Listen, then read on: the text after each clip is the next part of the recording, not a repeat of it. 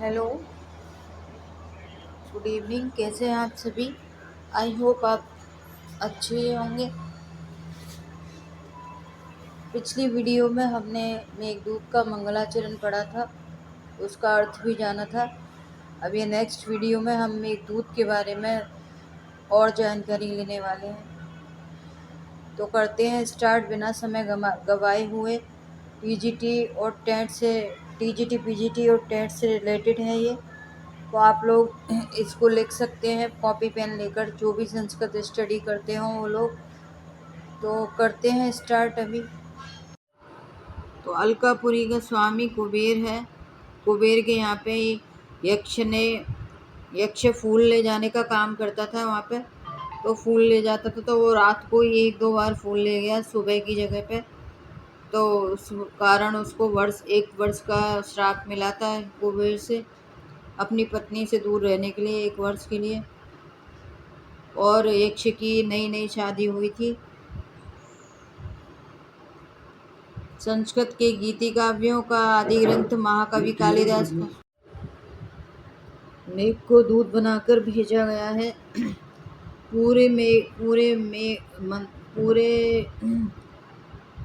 मेघदूत में छंद है मंद्राक्रांता। मेघदूत की रीति है वैदर्भी रीति है। मेघदूत की छंद पूरे मेघदूत में मंद्राक्रांता है और मेघदूत की रीति वैदर्भी रीति है। उपजीव्य ब्रह्मवैवर्त पुराण से एक दूत की कल्पना वाल्मीकि रामायण। उपजीव्य क्या है इसका? ब्रह्मवैवर्त पुराण से एक दूत की कल्पना वाल्मीकि रामायण। नायक यक्ष है। हेममालिनी जिसका नाम है। ब्रह्मवैवर्त पुराण के अनुसार नायिका यक्षिणी विशालाक्षी नाम है उसका। नायिका का नाम है विशालाक्षी। यक्ष का नाम है हेममाली, जिसका नाम है यक्ष है, जिसको यक्ष बोला जा रहा है क्योंकि वो 1 वर्ष को उसको श्राप भोगने के लिए मिला था। तब उसका नाम कोई नहीं ले रहा था, सिर्फ यक्ष के नाम से उसे बुला रहे थे सब। तो उसकी पत्नी को भी यक्षिणी के नाम से बुलाया जा रहा था। तो यक्ष का नाम हेममाली, जिसका हेममाली नाम था, और यक्षिणी का विशालाक्षी नाम था। कथानक दूत काव्य के रूप में एक गीति काव्य है जिसमें एक यक्ष का विरह वर्णित है, जिसमें एक यक्ष का विरह वर्णन किया गया है। 50 से अधिक संस्कृत टीकाएं लिखी गई हैं। जर्मन विद्वान मैक्स मूलर ने मेघदूत का जर्मन भाषा में मेघदूत का पद्यानुवाद किया है। जर्मन विद्वान मैक्स मूलर ने मेघदूत का जर्मन भाषा में पद्यानुवाद किया है, कविता लिखी है। स्वेटज ने जर्मन भाषा में पद्यानुवाद किया है। आर्थर राइडर और एच.डी. रूप ने अंग्रेजी में मेघदूत का पद्यानुवाद किया है। आर्थर राइडर और एच.डी. रूप ने अंग्रेजी में मेघदूत का पद्यानुवाद किया है। हिंदी भाषा में मेघदूत के पद्यानुवाद हो चुके हैं। हिंदी भाषा में मेघदूत के 6 पद्यानुवाद हो चुके हैं। क्षेमेंद्र ने कालिदास के मंद्राक्रांता छंद की प्रशंसा की है। क्षेमेंद्र जो कवि थे, उन्होंने कालिदास के मंद्राक्रांता छंद की प्रशंसा की है। क्षेमेंद्र ने अपने तिलक में लिखा है। क्षेमेंद्र ने सुव्रत तिलक में अपने ग्रंथ में कहा है, शुभसा कालिदासस्य मंद्राक्रांता विराजते। तो क्षेमेंद्र ने कालिदास जी के मंद्राक्रांता छंद की तारीफ की है। तारीफ करते हुए उन्होंने लिखा है, शुभसा कालिदासस्य मंद्राक्रांता विराजते। मेघदूत में उपमा अलंकार है। उत्प्रेक्षा रूपक आदि अलंकारों का सुंदर वर्णन है। मेघदूत में उपमा अलंकार, उत्प्रेक्षा रूपक आदि अलंकारों का सुंदर वर्णन है। डॉक्टर कीथ ने मेघदूत को इलेजी यानी शोक गीत कहा है। डॉक्टर कीथ ने मेघदूत को इलेजी यानी शोक गीत कहा है। भारतीय मत में मेघदूत शोक गीत या करुण गीत के नाम से, विरह गीत के नाम से, विप्रलभ गीत के नाम से जाना गया है। प्रमुख पात्र यक्ष है। यक्ष का नाम हेममाली है। यक्षिणी विशालाक्षी है। यक्षिणी का नाम विशालाक्षी है। यक्ष की पत्नी यक्षिणी, उसका नाम विशालाक्षी है। मेघ बादल कुबेर यक्षाधिपति हैं। मेघ बादल को बोला गया है और कुबेर यक्षाधिपति हैं। अलकापुरी का स्वामी कुबेर है। संस्कृत के गीति काव्यों का आदि ग्रंथ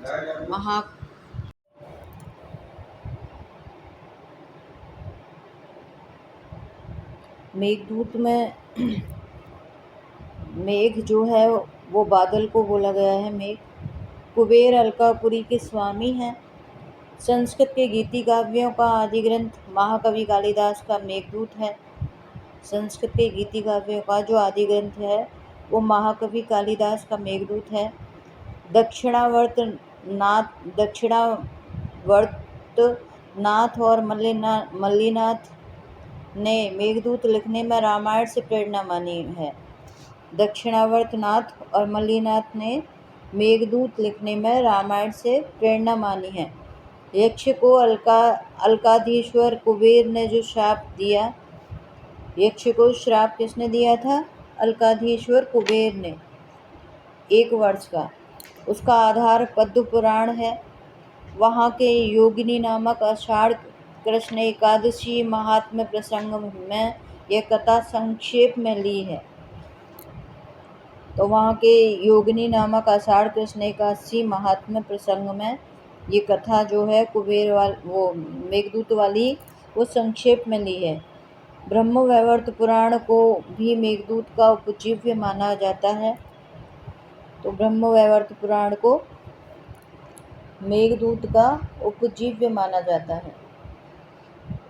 मेघदूत में 115 पद्य हैं। ये 2 भागों में पूर्व मेघ और उत्तर मेघ में विभक्त हैं। मेघदूत में 115 पद्य हैं और 2 भागों में हैं ये, उत्तर मेघ और पूर्व मेघ में। पूर्व मेघ और उत्तर मेघ। पूर्व मेघ में 63 श्लोक हैं, 63 श्लोक हैं पूर्व मेघ में। उत्तर मेघ में 52 श्लोक हैं। तो 63 और 52 श्लोक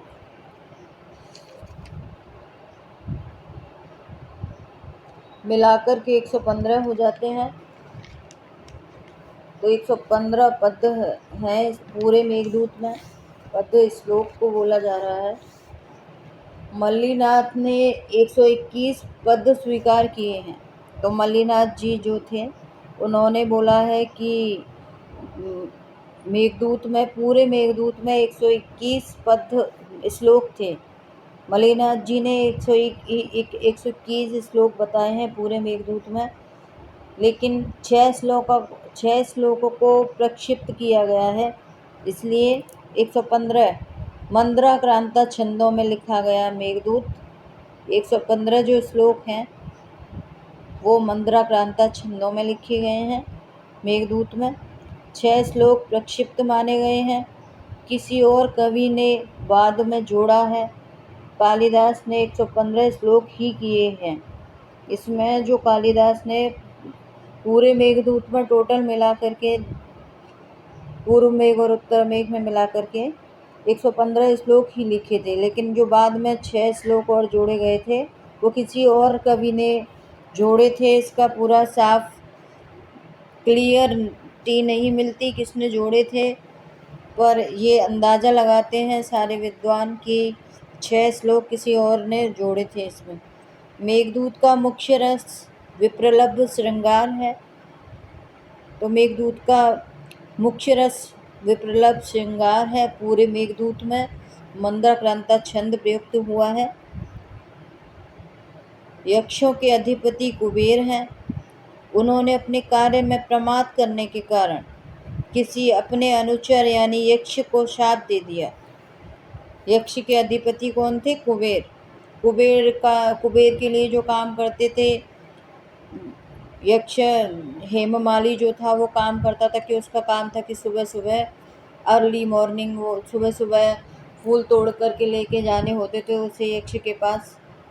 तो उसने नई नई उसकी शादी हुई थी, उस कारण से सुबह जल्दी उठ के ना जाना पड़े और भोर में सुबह सुबह, तो उसने शाम को ही एक दिन ये फूल सारे तोड़ के रख लिए।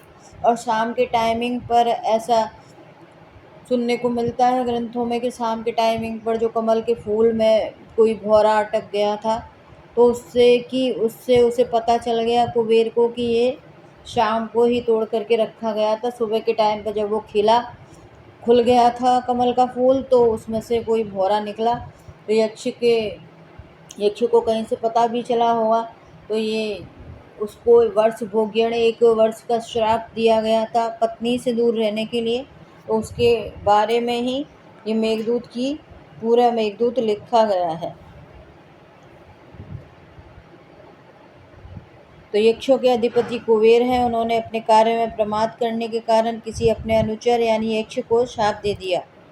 यद्यपि कालिदास ने मेघदूत में कहीं भी इस यक्ष का नाम नहीं लिया, परंतु ब्रह्मवैवर्त पुराण में इस यक्ष का नाम हेममाली है, यक्षिणी का नाम विशालाक्षी है।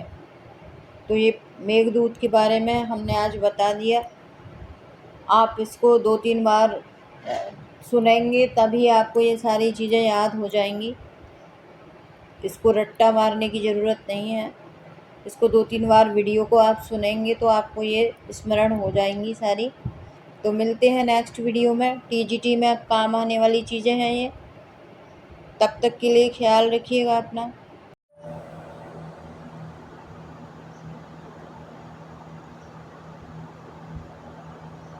तो जानते हैं मेघदूत के बारे में। यक्ष अपनी पत्नी में आसक्ति के कारण अपने कार्य में प्रमाद करता है। यक्ष का अपनी पत्नी में बहुत मन था। वो कांता के समान, जो कांता शब्द होता है बहुत प्रिय लगने वाला इंसान, उसके समान अपनी पत्नी से प्यार करता था। तो उसका अपनी पत्नी में नई नई शादी हुई थी, प्रमाद कर तो कुबेर के काम को वो अच्छे से नहीं कर रहा था। तो इसलिए कुबेर ने 1 वर्ष का अपनी पत्नी से वियुक्त रहने के लिए उसे श्राप दे दिया। श्राप के कारण नष्ट महिमा वाला यक्ष रामगिरी पर्वत में रहने लगा। मेघदूत के आरंभ में यक्ष अपने शापावधि के 8 माह काट चुका था। केवल 4 माह बाकी रह गए थे। मेघदूत का नायक यक्ष है, जो धीर ललित कोटि का नायक है। पूछा जाता है एग्जाम में क्वेश्चनों में कि मेघदूत का नायक कौन सी कोटि का था, तो मेघदूत का नायक धीर ललित कोटि का नायक था। यक्षिणी यक्ष का नाम था हेममाली और उसकी पत्नी यक्षिणी स्वकीय एवं पद्मिनी नायिका थी। अगर यक्षिणी के बारे में पूछा जाएगा तो वो स्वकीय एवं पद्मिनी नायिका थी। मेघदूत में प्रसाद एवं माधुर्य गुण की प्रधानता है और वैदर्भी रीति प्रयुक्त है। मेघदूत में प्रसाद एवं माधुर्य गुण की प्रधानता है और वैदर्भी रीति से युक्त है। कालिदास की प्रसिद्ध रीति वैदर्भी रीति है। मेघ एव दूत यस्मिन् काव्ये तत् मेघदूतम, ये कहावत भी है। मेघ एव दूतः यस्मिन् काव्ये तत् मेघदूतम, दूत है जिस काव्य में, अर्थात दूत है जिस काव्य में वो है मेघदूतम। इस प्रकार मेघदूतम पद में बहुव्रीहि समास हुआ। अगर कभी पूछा जाए मेघदूतम पद में समास क्या है, तो बहुव्रीहि समास हुआ। यक्षों के अधिपति कुबेर की राजधानी अलका थी। इसकी स्थिति कहाँ पर स्थित थी, जैसा कि ये बताया गया है कालिदास जी द्वारा, हिमालय पर्वत श्रृंखला के कैलाश नामक शिखर पर बतलाया गया है। रामगिरी पर्वत की स्थिति मल्लिनाथ तथा बल्लभ ने चित्रकूट मानी थी। रामगिरी पर्वत था जो जहाँ पे राम जी जब वनवास गए थे उस समय के हिसाब से रामगिरी पर्वत की स्थिति मल्लिनाथ तथा बल्लभ ने चित्रकूट मानी थी, जो बुंदेलखंड में है। प्रोफेसर विल्सन ने नागपुर से कुछ दूरी पर स्थित रामटेक का प्राचीन नाम रामगिरी माना है। रामगिरी सीता जी के स्नान से पवित्र जल वाला तथा घने घने छायादार वृक्षों से युक्त था। यक्ष चक्रे जनकतनया स्नान पुण्योदकेषु स्निग्ध छाया तरुसुवसतम रामगिर्या श्रमेषु। जैसा कि मंगलाचरण में बताया गया था फर्स्ट वीडियो में, ये सेकंड वीडियो है। चित्रकूट में ही रामगिरी पर्वत है। श्लोक में ऐसा प्रमाण मिलता है। आषाढ़ के दिन गजों के तुल्य मेघ को देखा यक्ष ने। यक्ष का नाम था हेममाली और यक्षिणी का नाम था विशालाक्षी, उसकी पत्नी का। तो ये पूछा जाता है क्वेश्चन आंसरों में, टीजीटी में, पीजीटी में, टेट में तो शायद ही पूछा जाए। तो संस्कृत के गीति काव्यों का सबसे पहला गीति काव्य है, आदिम ग्रंथ है मेघदूत। खंड काव्य महाकवि कालिदास द्वारा रचित है। संस्कृत साहित्य के प्रथम गीति काव्य से प्रथम खंड काव्य मेघदूत है। कालिदास जी का दूसरा है हंसदूत, तीसरा भ्रमर गीत। यक्ष अपनी पत्नी में आसक्ति के कारण अपने कार्य में प्रमाद करता है, इसलिए कुबेर ने 1 वर्ष तक अपनी पत्नी से दूर रहने का उसको श्राप दे दिया। तो जब कुबेर विरही इंसान था, विरही इंसान का कहीं भी मन नहीं लगता। जब किसी चीज़ से ज़्यादा लगाव हो किसी इंसान को, तो जिस तरह की अगर हम अपने गांव में रहते थे, बाई चांस आप लोग या कोई भी रहता था, जहाँ रहता था वहाँ से एकदम से हट जाता है, वो दूसरी जगह पे शिफ्ट होता है, तो वहाँ उसका मन नहीं लगता, क्योंकि पुरानी चीज़ों से लगाव होने के कारण विरह जो होता है पुरानी चीज़ों से, वो एक जगह उसका मन नहीं लगता फिर दूसरी जगह पे। तो इसी तरह से बताया गया है कि विरही इंसान का मन नहीं लगता। तो विरह हर चीज़ का होता है। कॉलेज में जब हम पढ़ते हैं, तो जब कॉलेज से एकदम से हमारी स्टडी बंद होती है, पूरी हो जाती है स्टडी, तो वहाँ से विरह होता है। सारे हमारी फ्रेंड्स वगैरह सारी हमसे जुदा हो जाती हैं, तो कुछ टाइम हम उसमें खोए रहते हैं। विरही इंसान हम भी हो जाते हैं उस वक्त। हमारी जो फ्रेंड होती हैं वो सब दूर हो जाती हैं, तो कुछ टाइम तक इस तरह से कई तरह के विरह होते हैं। माता पिता से विरह, भाई बहनों से विरह, घर से विरह, और शहर से गांव से विरह, और किसी किसी का प्रेमी प्रेमिकाओं से विरह, पति पत्नी से विरह। तो जब ज़्यादा प्यार करने वाला हो कोई पति या पत्नी, तो आपस में जब विरह होता है, तो उसी तरह से इसका हाल हुआ था यक्ष का यक्षिणी से दूर होने के बाद। तो जब कोई इंसान बदनाम हो जाता है, तो इसमें कुबेर ने जब उस पर इल्ज़ाम लगाया कि अपने कार्य में प्रमाद कर रहा है, अच्छे से अपने कार्य को नहीं कर रहा है, 1 वर्ष का श्राप दे दिया पत्नी से दूर रहने के लिए। तो यक्ष का हेममाली नाम था, तो हेममाली नाम से उसको कोई भी नहीं बोल रहा था, सब लोग यक्ष नाम से बोल रहे थे। और उसकी पत्नी को भी यक्षिणी नाम से, पत्नी का नाम विशालाक्षी था। तो जब कोई बदनाम हो जाता है, तो उसके लिए कुछ अलग ही वो हो जाती है बोलने का तरीका, तो उसके नाम से संबोधित नहीं करता कोई, ये वो इस तरह से बोलने लगते हैं। तो इसी तरह से इसमें हुआ। और विरही इंसान था यक्ष, तो उसका मन नहीं लग रहा था कहीं। एक पेड़ के नीचे बैठता है तो फिर सोचता है नहीं नहीं मन नहीं लग रहा है, एकदम से उचट रहा है, तो दूसरे पेड़ के नीचे जाता है। इसलिए उसमें लिखा हुआ था मंगलाचरण में, रामगिरी आश्रमेषु घनी घनी छायादार वृक्ष थे। बहुत अच्छा वहाँ पे पानी के झरने वगैरह थे, नदी का सा माहौल था। वहाँ पे भी उसका मन नहीं लगता, कभी पेड़ों के नीचे, कभी नदी के पास, कभी इधर उधर जाए, लेकिन उसका अपनी पत्नी को देखे बिना 1 साल का विरह था, तो कहीं भी दिल नहीं लग रहा था। उसके बारे में कालिदास ने वर्णन किया है, जबकि ऐसा कुछ रियल में नहीं मिलता है। कालिदास ने ये अपने मन से ही एक नाटक, ये मेघदूत की रचना की है, क्योंकि कालिदास की रियल लाइफ में विरह हुआ था उनकी वाइफ से उनका। तो वो भी अपनी वाइफ को बहुत प्यार करते थे यक्ष की तरह से, तो उसके बारे में इसका वर्णन बताया गया है। तो आप लोगों को ज़्यादा याद करने की या इसको रट्टा मारने की ज़रूरत नहीं है। आप इस वीडियो को 1-2 बार ही सुन लेंगे तो आपको सब कुछ स्मरण में आ जाएगा। तो मिलते हैं नेक्स्ट वीडियो में, नेक्स्ट मंगलाचरण और उसकी जानकारी के साथ। तो तब तक के लिए ख्याल रखिए, सुरक्षित रहिए।